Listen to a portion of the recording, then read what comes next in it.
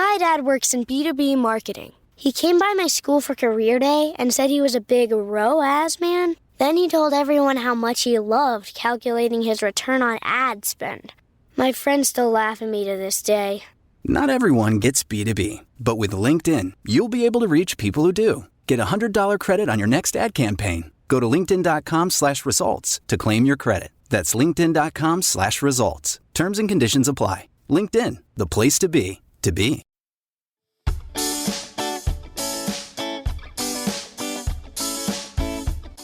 I've got a mystery for you.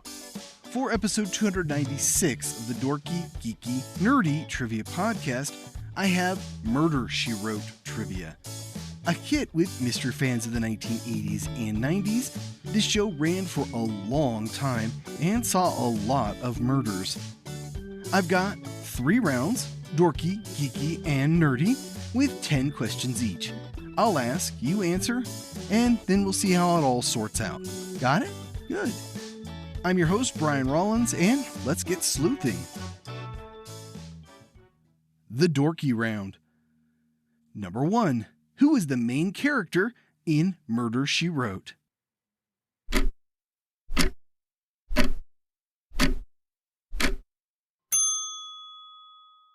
Jessica Fletcher. Number 2. What actress brought Fletcher to life?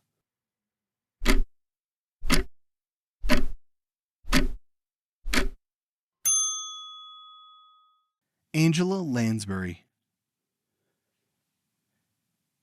Number 3. Jessica Fletcher calls what New England state home?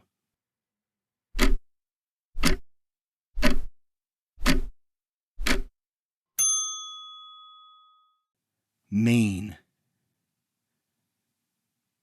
Number 4. What Happy Days actor played Sheriff Amos Tupper for the first 4 seasons of the show?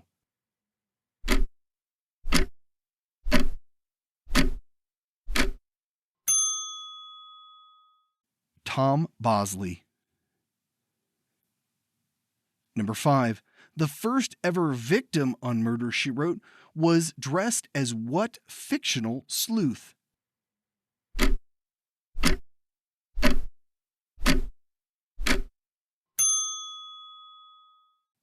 Sherlock Holmes. In fact, it's the title of the episode, The Murder of Sherlock Holmes. Number 6. Jessica Fletcher crossed over with what other TV sleuth?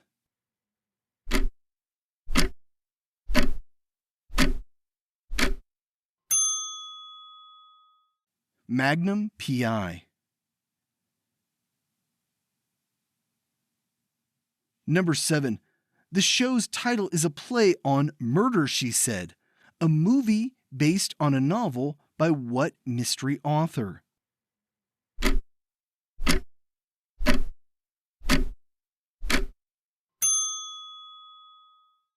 Agatha Christie.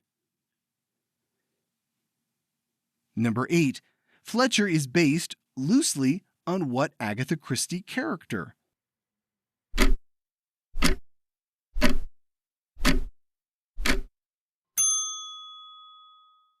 Miss Marple.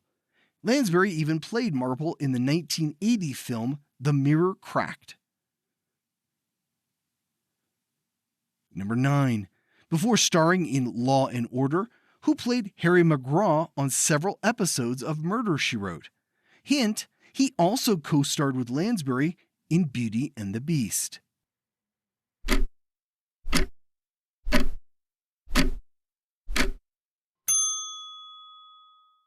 Jerry Orbach.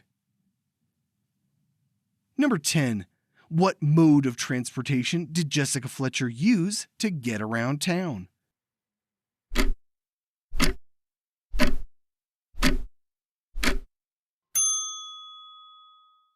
Her bicycle.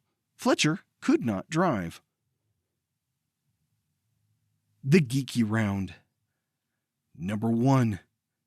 After Jessica, what character appears most often in the series?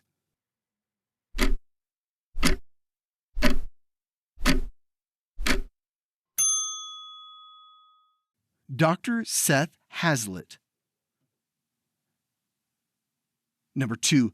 What town in Maine is home to Jessica Fletcher?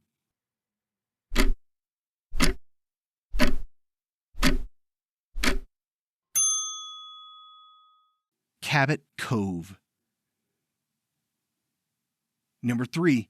In what theme park will you find the harbor set used for Cabot Cove?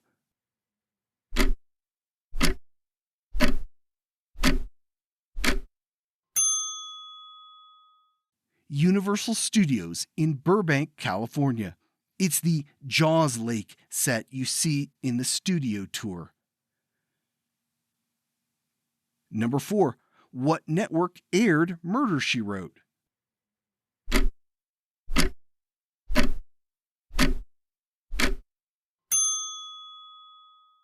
CBS. Number 5. Angela Lansbury was nominated for Best Actress in a Leading Role at the Emmys for every season of the show. How many times did she win?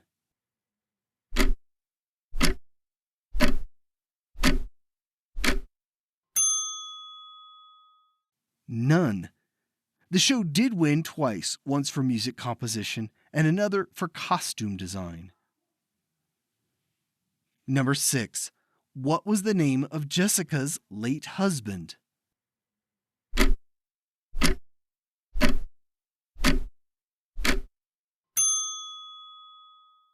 Frank Fletcher.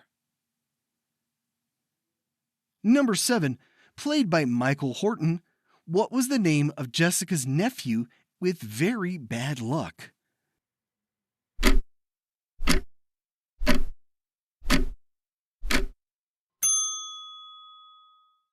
Grady Fletcher. Grady is often accused of murder, including in the pilot episode. Number 8.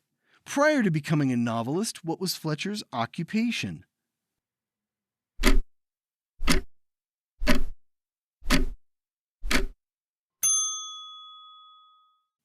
English teacher, specifically a substitute English teacher.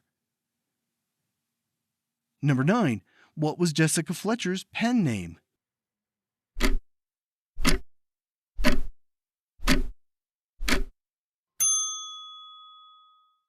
J.B. Fletcher. Number 10. After Amos Tupper retires, who takes over as sheriff of Cabot Cove?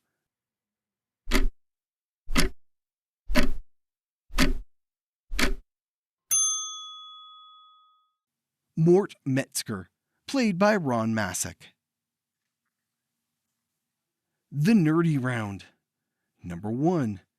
Starring Jerry Orbach, what spin-off of Murder, She Wrote debuted in 1987?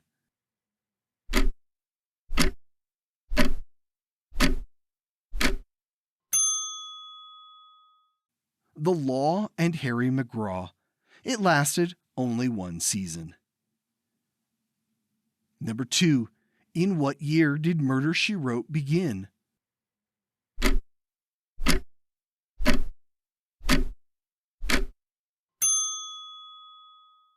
It debuted in 1984.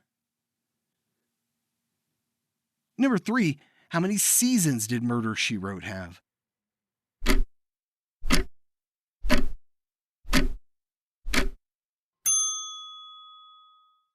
"12 seasons.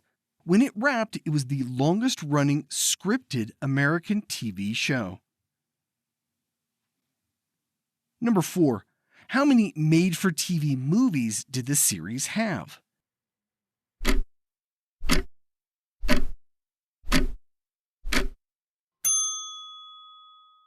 Four.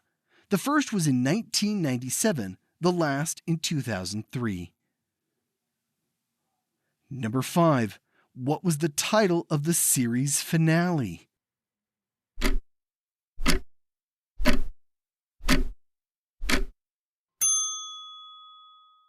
Death by Demographics. It's an in-joke as the show had been moved to Thursday nights where it was effectively killed trying to compete with shows like friends. Number 6. What was Jessica's middle name?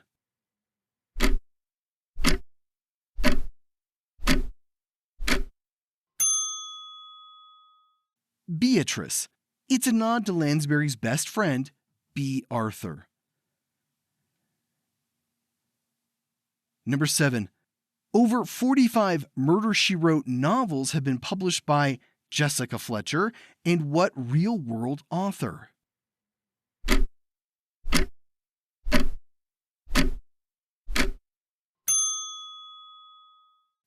Donald Bain.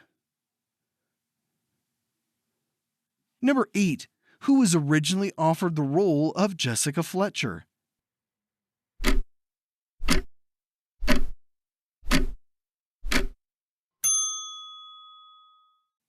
Jean Stapleton. Stapleton declined as she wanted a break from TV after All in the Family. Number 9. What was the name of Jessica Fletcher's first novel?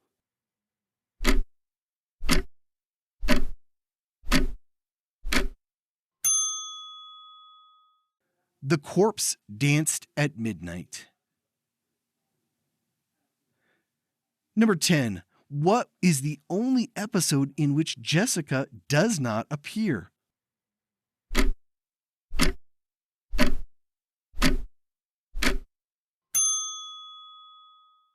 It Runs in the Family. Lansbury does appear as Emma McGill, Jessica's look-alike cousin living in England. And we're done with Murder, She Wrote trivia. How did you fare? I think this and Scooby-Doo were the foundations of my love of a good mystery. A little bonus trivia? Were Cabot Cove a real place? The average 5.3 murders per year, with a population of around 3,500 people, would make the town the per capita murder capital of the planet. I distinctly remember a few episodes where the murder wasn't solved, but I couldn't come up with the number of times that happened. If you've got a guess, let me know on social media. Also, feel free to weigh in on the fan theory that Fletcher is, in fact, a serial killer and is framing other people for her killing. How else is she conveniently nearby so many murders? Something else to ponder is a clue for next week's show. What 11-season-long post-apocalyptic horror series is based on a comic series of the same name?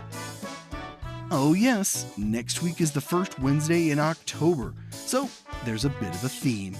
See you back here next week.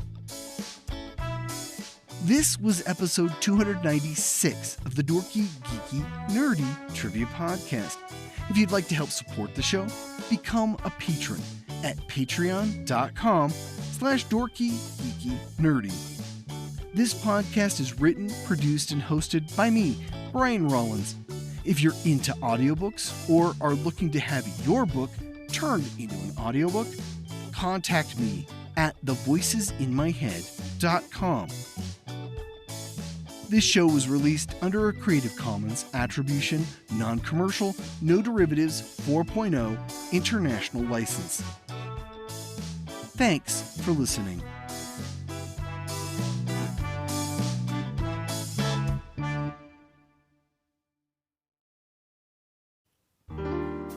Long before the Summer of Love, pride parades down Market Street, and the fight for marriage equality, San Francisco in 1953 was all about the Red Scare, FBI investigations, yellow journalism run amok, and the ladies who play mahjong over tea.